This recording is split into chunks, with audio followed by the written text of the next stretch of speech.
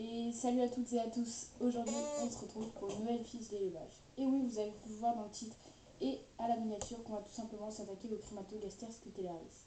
Et oui, cette fourmi du sud qu'on voit dans les façades, dans les toits et qui pose pas mal de dégâts quand même, et ben elle est tout simplement aussi super à avoir en élevage. Ouais, même avec tous les dégâts qu'elle fait dans les maisons. Donc c'est justement de ça qu'on va parler. On va parler tout simplement des Crématogaster scutellaris. Hop, hop, hop, hop, hop. 2 secondes. Avant que la vidéo commence, les gens, j'aimerais tout simplement vous remercier parce que vous avez été énormément à dire quand même pas mal d'avis sur la vidéo sur les Messors Capitatus, si je crois bien. Et justement, je voulais vraiment vous remercier du fond du cœur pour ça. On est maintenant 10 sur la chaîne, alors que quand j'ai commencé la chaîne, bah, on était 0 et maintenant on est 10 en quelques jours. Donc je voulais vraiment vous remercier du fond du cœur. Ça fait juste trop plaisir. Merci à toutes et à tous. Je vous dirai jamais assez merci. Donc c'est grâce à vous que j'ai encore la motivation de faire ça. Mais aussi grâce à moi, parce que tout simplement, moi aussi j'aime bien vous faire des fiches d'élevage. Et c'est quand même important d'avoir envie de faire quelque chose. On fait souvent mieux quelque chose quand on a envie de le faire que quand on n'a pas envie. Donc on va tout simplement commencer. Le nom latin de ces fourmis, c'est Crématogaster scutellaris, comme vous pouvez le voir. Les niveaux d'élevage, c'est pour les débutants.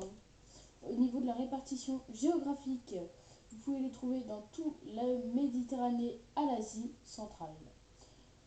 Dans les habitats, dans la pinette, c'est très bien. Donc c'est là où il y a les forêts de pins, généralement c'est là où on peut les trouver, où on peut les trouver aussi dans les zones urbaines et quelquefois rurales, ça dépend. Des zones rurales où on a des maisons et des zones urbaines où il y a tout simplement euh, des maisons dans les centres-villes et tout.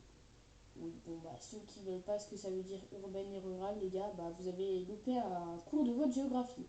Vraiment, demandez à votre prof d'histoire.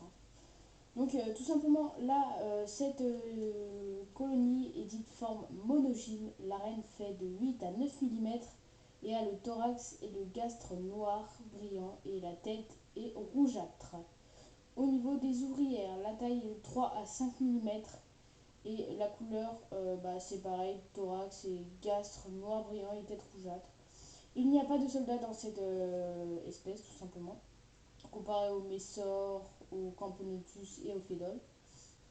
Alors, je vais continuer. Au niveau des mâles, ils font de 3 à 5 mm. Ils sont de couleur noire.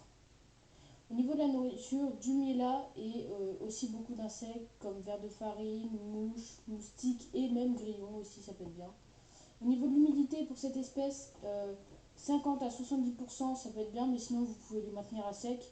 Ça marche très bien aussi vu qu'elles vivent dans des points chauds quand même. Donc c'est bien dans les charpentes des maisons, excusez-moi, mais niveau humidité, c'est pas ouf.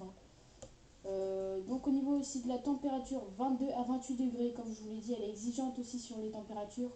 Donc 22-28 degrés, c'est vraiment nickel pour le développement de cette espèce. Au niveau de l'hibernation, pardon, bah, il faut en faire une de fin novembre à début mars, entre 12 et 15 degrés, pareil. Bah, par exemple, pour des nids, ce qui est bien, c'est les nids en plexiglas, ni avec des tubes, ni en pierre reconstituée. Peut-être pas le béton cellulaire et le plâtre parce qu'elles peuvent le creuser. Donc voilà. Au niveau des essaimages, ils se font du début septembre à la fin octobre, quand la baisse des températures se fait ressentir comme les messors.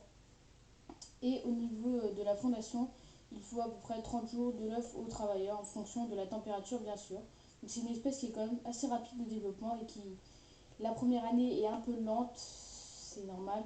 Mais la deuxième année, si vous faites une diapose et tout, c'est le développement est tout simplement explosif et vous allez vous régaler avec les observations car elles sont très agressives pour se nourrir. Moi, j'en vois des fois dans la nature, dans ma maison de vacances.